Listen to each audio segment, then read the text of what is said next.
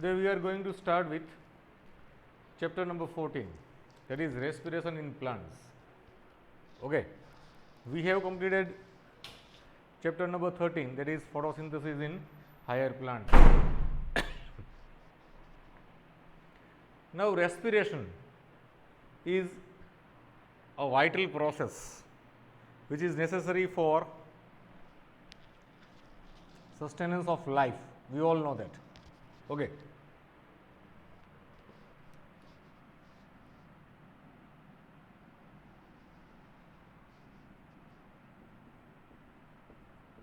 Respiration.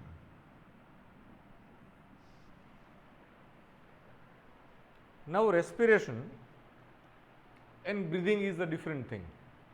You must have studied breathing and that associated process in our human physiology.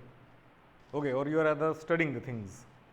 But respiration is a vital process in which, or we can say that it is a vital process which is necessary for all organisms. Okay, because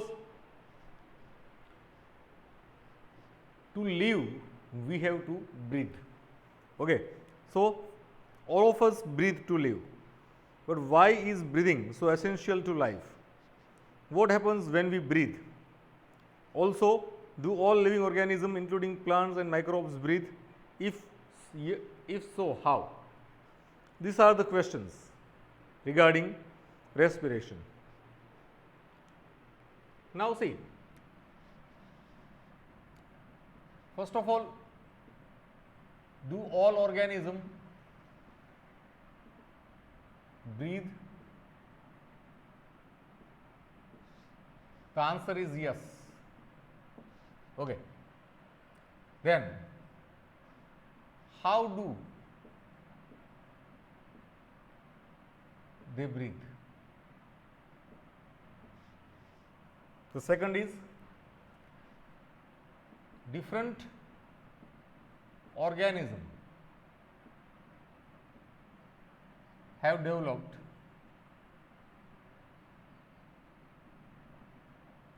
different devices and structures for breathing. But we say that breathing is a physical process. Okay, or when we say breathing, we actually mean exchange of gases. We actually mean exchange of gases. Okay, but when we say respiration, it is altogether different and a biochemical aspect. Okay, all living organism needs energy for carrying out daily life activities, to be it absorption, transport, movement, reproduction, or even breathing. See, energy is required by all organisms.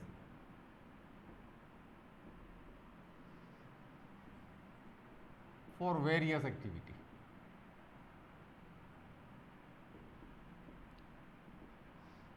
For various activities. Okay. Now, that energy is used or may be used in absorption of nutrients or transport of various substances or movement, reproduction, or even breathing. That also requires energy. Okay. Now, where does all this energy comes from? The question is, from where does this energy comes? Okay, Energy is required by all organisms to carry various activities. For synthetic activities, for synthesis of various substance, okay, for nerve conduction, muscle contraction, etc., what not. Okay. The question is, where does all this energy comes from?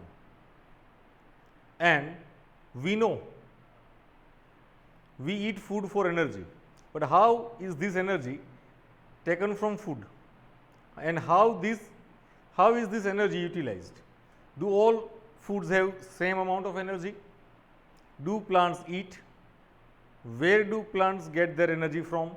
And microorganisms, for their energy requirement, do they eat food? See how many questions are there.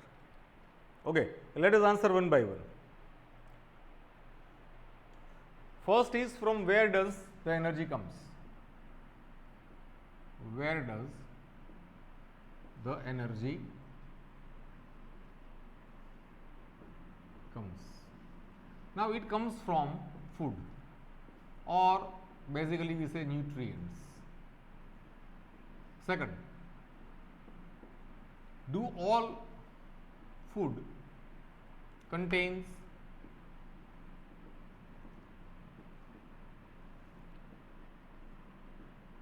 same amount of energy? The answer is no. Different food materials contains different amount of energy.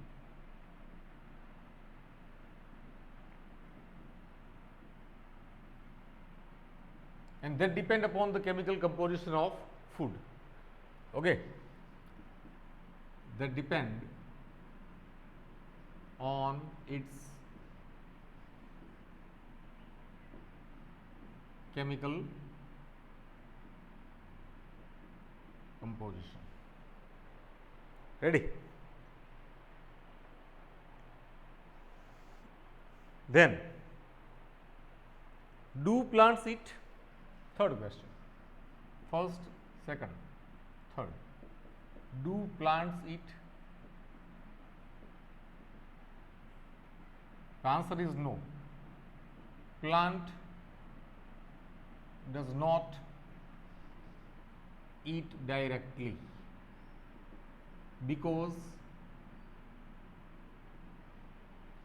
they are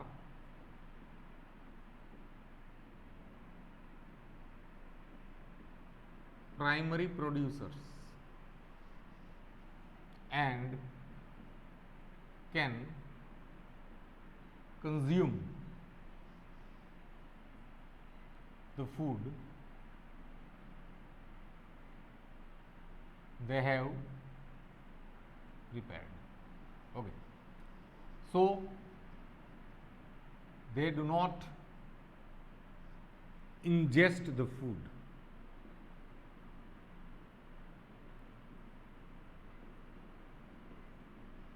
Ready? Then, plant get, from where does plant get energy? Fourth question.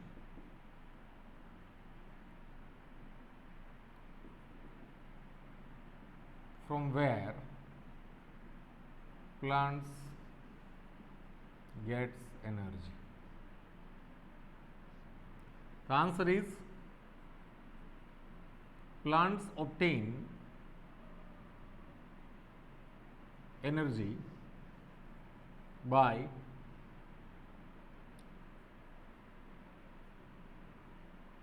preparing, or by, first of all, oxidizing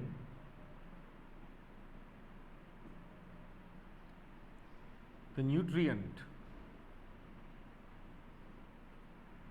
which they have synthesized. And microorganisms, for their energy, do they eat food? that is, do microorganisms eat food? Do microbes eat food? Okay. The answer is they also do not.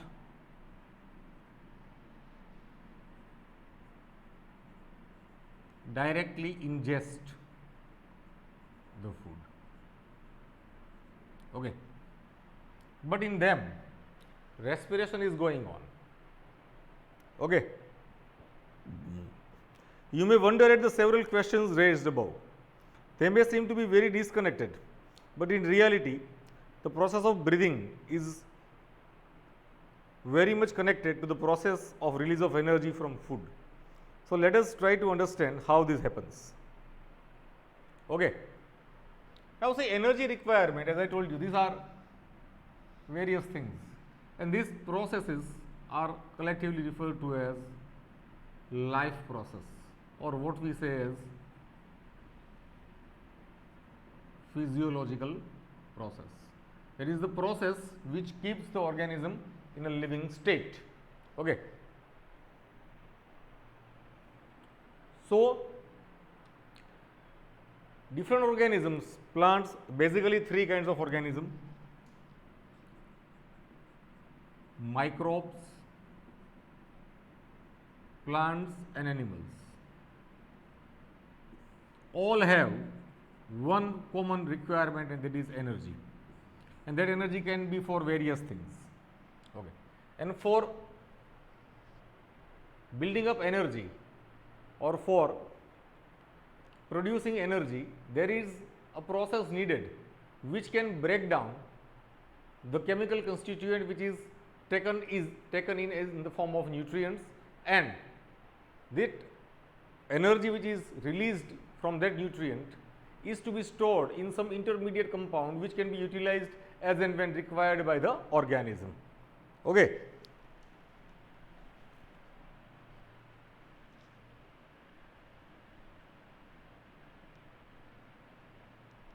Now, first of all of you take the screenshot of this.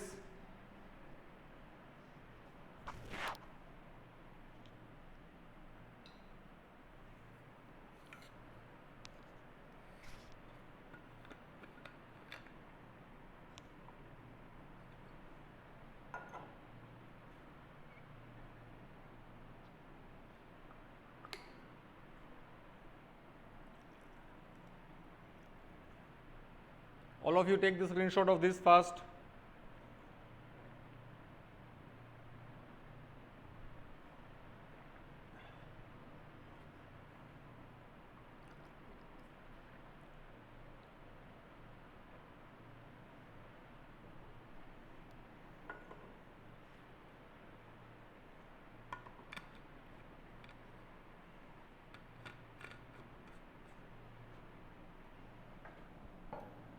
Okay.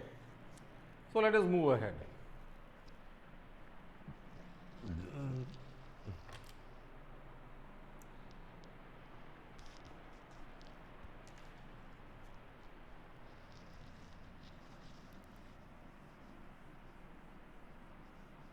Introduction of chapter is very important, because there are many things which are there inside the introduction which can be asked. You can see that there are a number of questions which has been popped.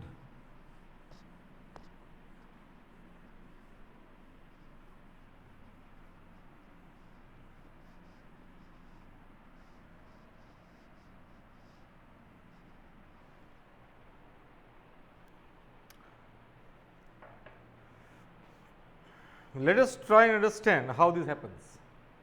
All the energy required for life process is obtained by oxidation of some macromolecules that we call food. Now, there are 2-3 things told over here. Energy required for various life processes is obtained from oxidation of some macromolecules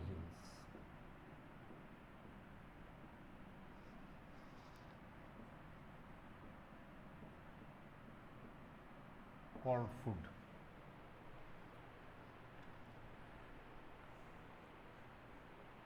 Only green plants and cyanobacteria can prepare their own food with the process of photosynthesis. We know that.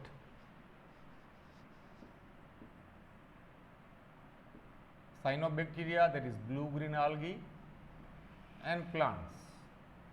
Okay. Then they can, or we can say that they are photosynthetic organism. Photosynthetic. That is what we say as photosynthetic autotrophs, right?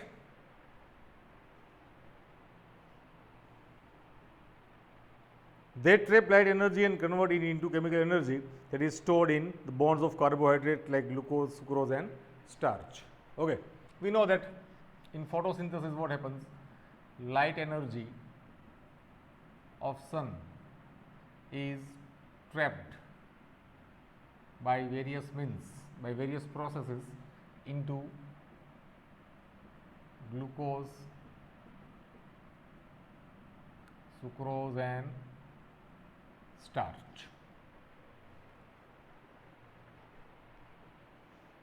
We must remember that in green plants too, not all cell tissues and organs photosynthesize.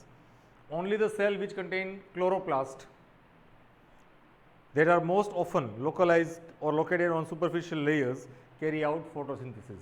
It is only chlorophyllous parts of plant, only chlorophyllous parts of plants do this. That is, they carry out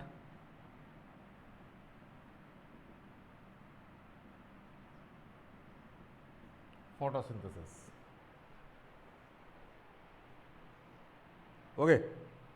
Hence, even in green plants, all other organs, tissues and cells that are non-green need energy, need food for oxidation. Now, take for example, stem, branches, then roots. Okay. These all are non-chlorophyllous. These all are non-chlorophyllous. Okay. And they need food. So, they also take up food from the part of plant where it is prepared. Hence, food has to be translocated to all non-green parts. Okay. So, there is a process called translocation which is occurring inside the plants. Ready? Now, animals are heterotrophic. Now, animals are not photosynthetic animals. They obtain food from plants directly or indirectly. If they are herbivores, then directly, and if they are carnivores, then indirectly. Saprophytes like fungi depend on dead and decaying matter. And what is important to recognize is that ultimately all the food that is required for life process comes from photosynthesis. So, we can say that basically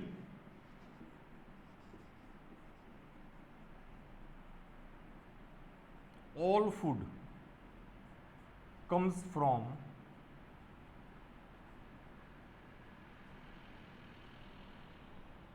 photosynthesis.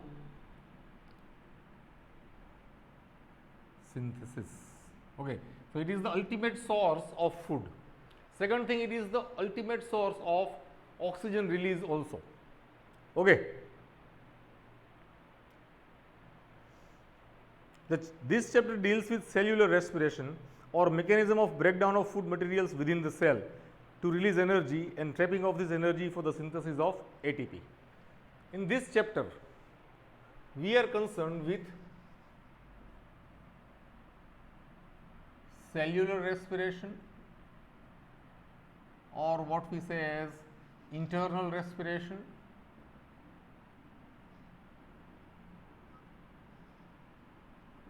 okay, either cellular respiration or internal respiration. Now, that is, we can say that this process occurs inside the cells. So, now let us try to define the respiration. Okay, let us try to define the respiration. We can say that respiration is the process of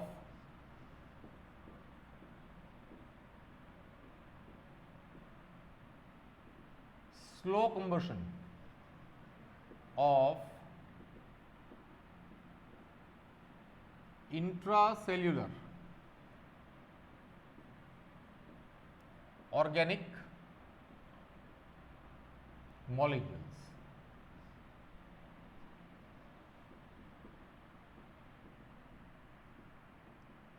Taking place at body temperature of organism,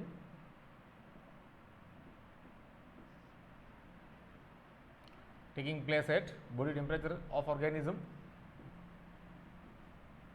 with the help of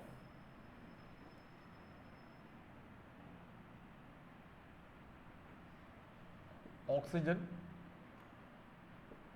in presence of biocatalysts, that is enzymes, in which stored potential energy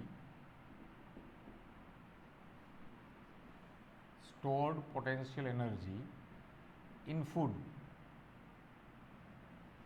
is converted into energy in usable form, and that is what we say as ATP. Okay. So, this can be the proper understanding of respiration, or what we say as cell respiration or tissue respiration or internal respiration.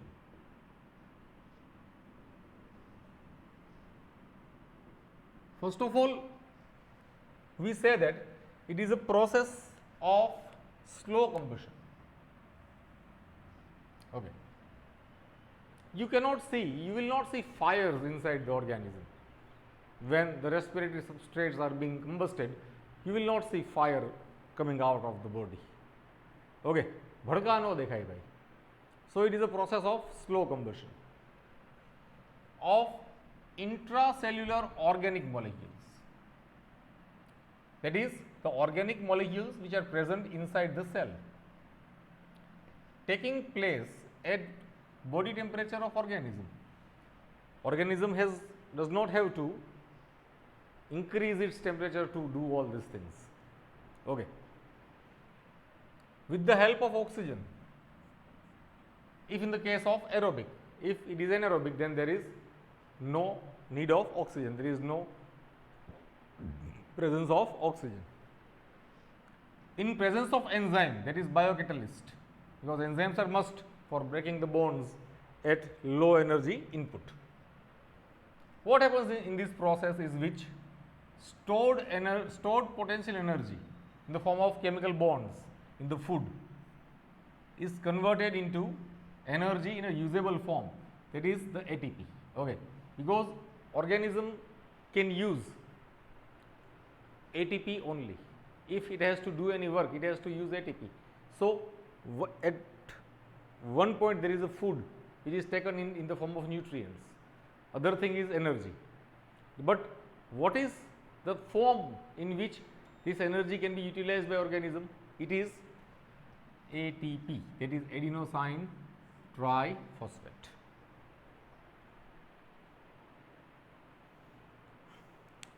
Now, photosynthesis of course takes place within the chloroplast of eukaryotes, where breakdown whereas the breakdown of complex molecule to yield energy takes place in cytoplasm and in mitochondria. So, there are different arenas of respiration as well as photosynthesis. Photosynthesis, we know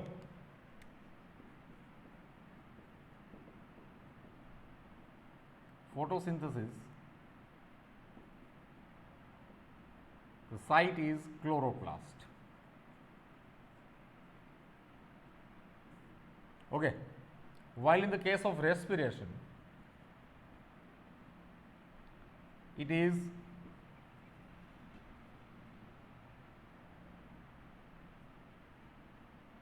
cytoplasmic matrix as well as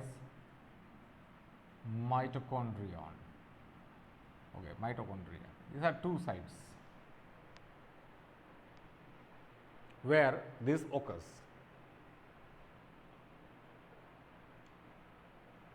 The breaking of carbon-carbon bond of complex compound through oxidation within the cell, leading to release of considerable amount of energy, is called respiration.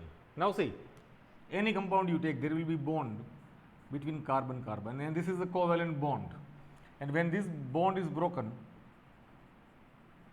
energy is released, and this released energy is trapped in synthesis of ATP. The compounds that are oxidized are referred to as respiratory substrate. That is, the compound used for respiration are referred to as respiratory substrate. Usually, carbohydrates are oxidized to release energy, but proteins and fats and even organic acids can also be used as respiratory substrates. Now, first of all,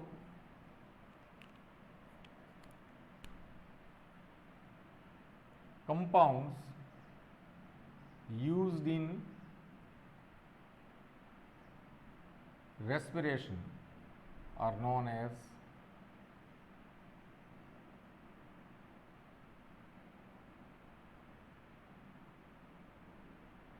respiratory substrates. The most common is carbohydrates, then fats, proteins, and sometimes some organic acids are also used as respiratory substrate. Carbohydrates, and especially monosaccharides, and in monosaccharides also glucose is most commonly used respiratory substrate. Okay.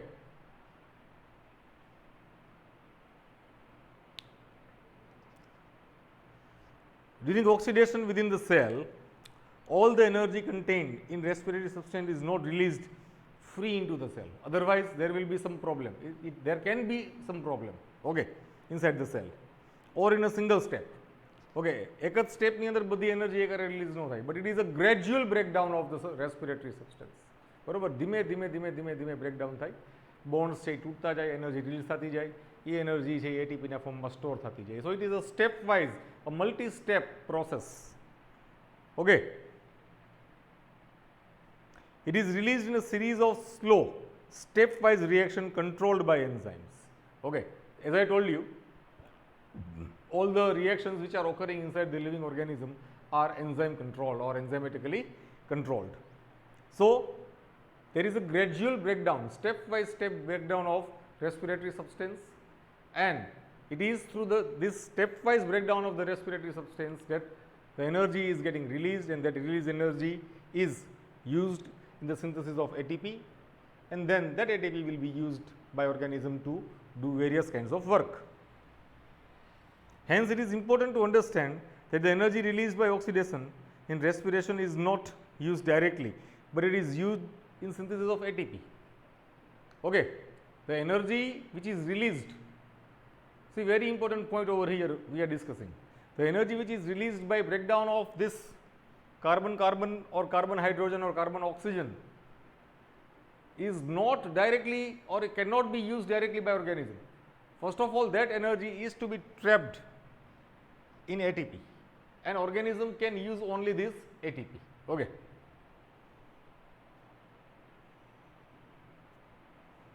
Which is broken down whenever and wherever energy needs to be utilized.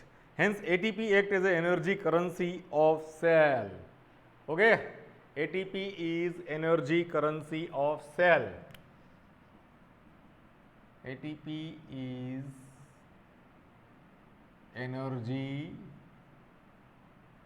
currency of cell. પૈસા છે પૈસા, કોઈ પણ function કરવું હોય, કંઈ પણ કામ કરવું હોય, we need ATP inside the cell. This energy trapped in ATP is utilized in various energy requiring process, that is what we say a synthetic process,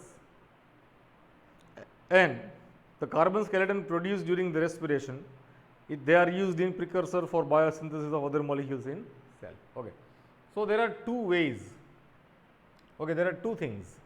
First, the energy is getting released from this macromolecules inside the cell. That released energy is not in a single step, but it is a multi-step, a series of processes going on over there. That released energy cannot be directly utilized by organism for doing work. That energy has to be stored in the form of ATP, and this ATP is used whenever and wherever required by the organism for doing various activities inside the cell or body of organism. And now various carbon components which are obtained during this process can be used in building up the protoplasmic constituent of organism. Okay, so there are two uses of this. First for energy production, and second for building up protoplasmic constituent. Okay, so food can be utilized for energy production, that is ATP production,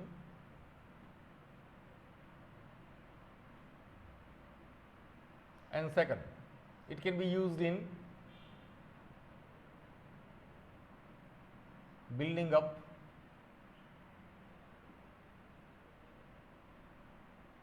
protoplasmic constituents of organism. Okay, so this is a very interesting introduction of the chapter. Okay, now first of all of you take the screenshot of this first thing first.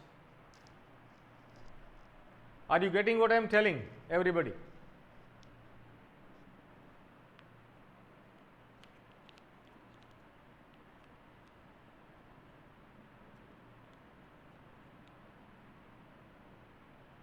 Take the screenshot everybody fast.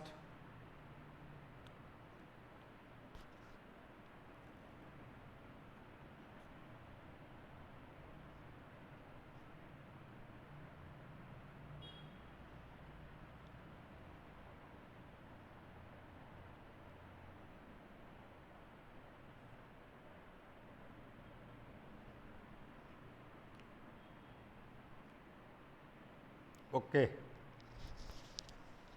Now the question is, do plant breathe? Obviously, plant also breathe, but not like us. Okay, we cannot see plant breathing.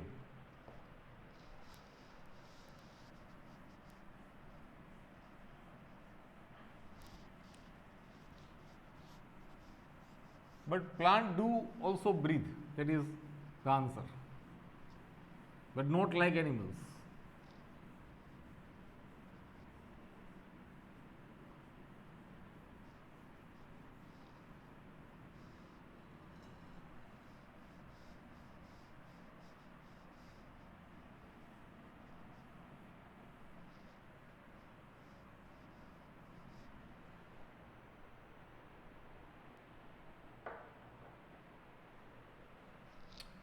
Question is, do plants breathe?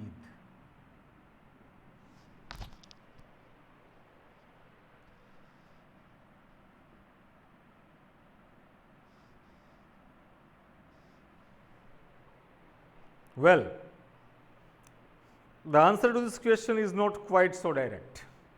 Yes, plant require O2 for respiration to occur, and they also give out CO2.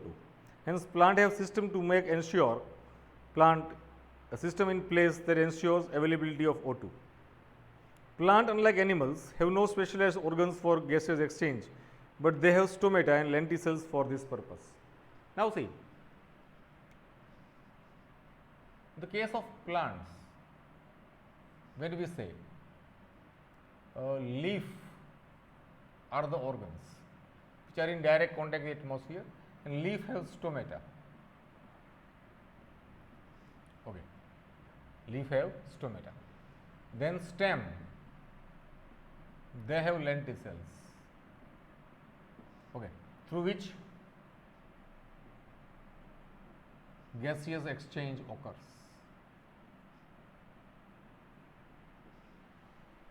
Okay.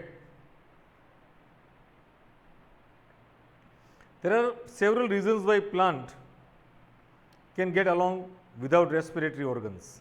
First of all, each plant part take care of its own gas exchange needs. Every different parts of plant have different gaseous requirements. Okay. So, every part is different in the terms of gaseous exchange. Every part of plant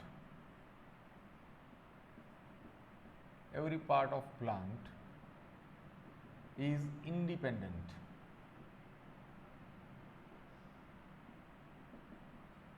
in terms of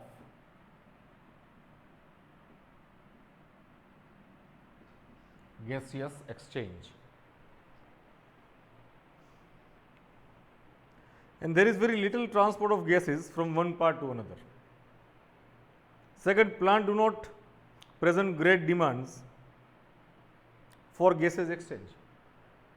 બહુ જાજુ gaseous exchange possible નથી, એટલે થતું નથી. Only during photosynthesis are large volume of gases exchanged, and each leaf is well adapted to take care of its own need during this period. Very interesting part. So, say this is a plant cell.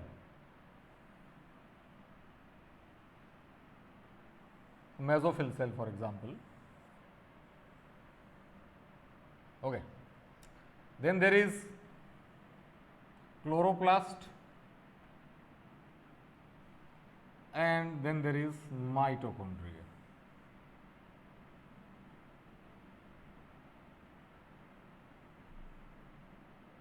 Okay.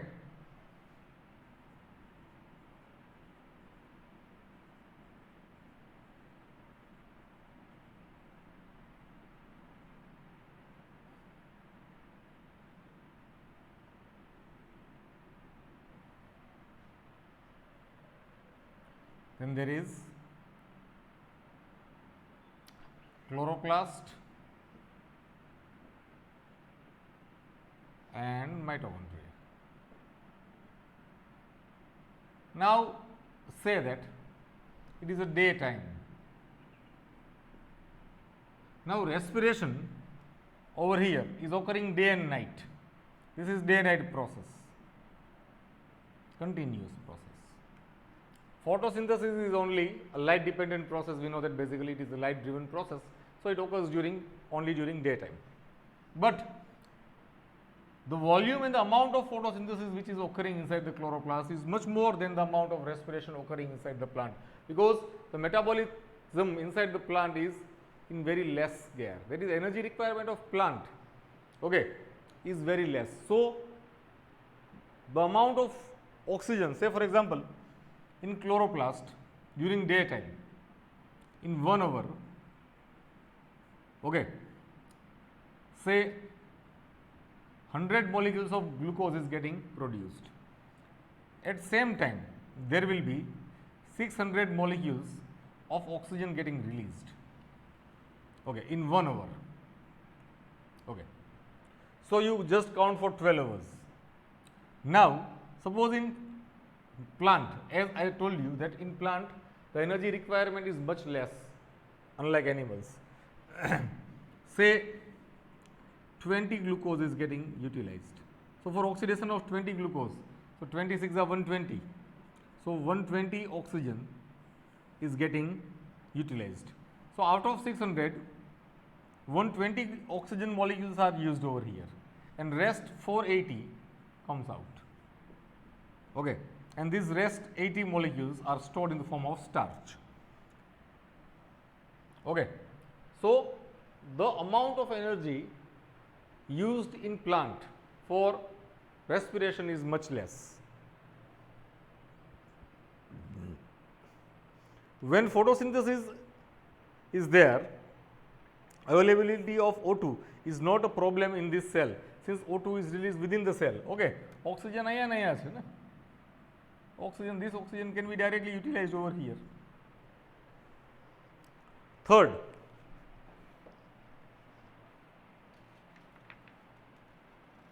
the distances that gases must diffuse even in large bulky plant is not great.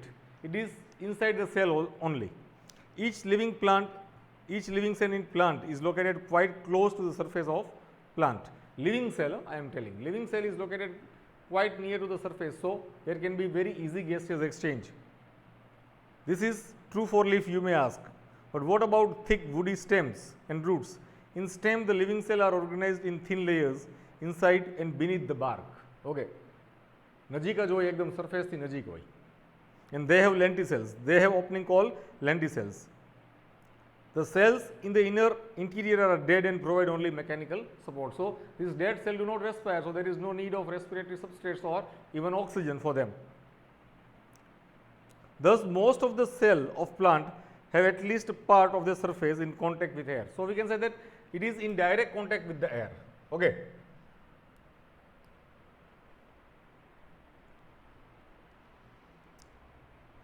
This is also facilitated by loose packing of parenchyma cell in the leaf. Inside the leaf also we know that there is a mesophyll cell which is loosely packed. Leaves, stems and roots, which provide an interconnected network of air spaces. The complete oxidation or complete combustion of glucose, which produce CO2 and H2O as end product, yield energy, most of which is given out as heat.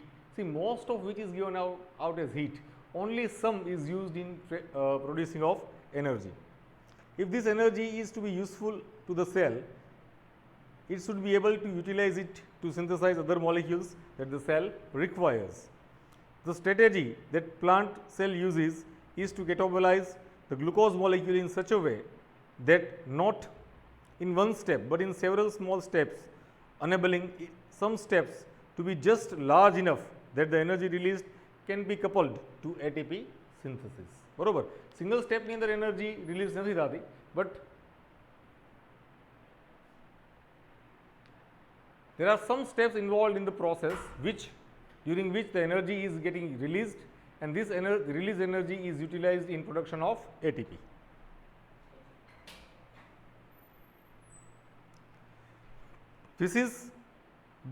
How this is done is essentially the story of respiration. કેવી રીતે થાય છે આ વસ્તુ, કે ભાઈ coupling reaction ક્યાં છે ATP સિન્થેસિસના, એ જોવાનું છે. During process of respiration, oxygen is utilized and CO2, water and energy are released as end product. The combustion reaction requires oxygen, but some cells live where oxygen may or may not be available. We say that it is an anaerobic organisms, right? Can you think of such situations where oxygen is not available? There are many bacteria which are anaerobic. Yeast is anaerobic. Okay, in human cell, sometimes in our muscle cell also there is anaerobic respiration. There are sufficient reasons to believe that the first cell on this planet lived in the atmosphere that had oxygen. It was a reducing type of atmosphere at that time. Okay, so there was no free oxygen. Even among present day living organisms, we know of several that are adapted to anaerobic conditions. Some of these organisms are facultative anaerobes. Facultative anaerobes means the organisms which can live anaerobically as well as aerobically. Okay, when there is no oxygen present, they live as anaerobic organism. When there is oxygen present, they live as aerobic organisms, right? While in others, the requirement for anaerobic condition is obligate. They are referred to as obligate anaerobes. Okay, we know that methanogens are obligate anaerobes. In any case, all living organisms retain the enzymatic machinery to partially oxidize glucose. The first reaction is must and must for every organism, either which is living anaerobically or which is living aerobically. Okay. In any case, કોઈ પણ organism હોય, in any organism, the first reaction is compulsory.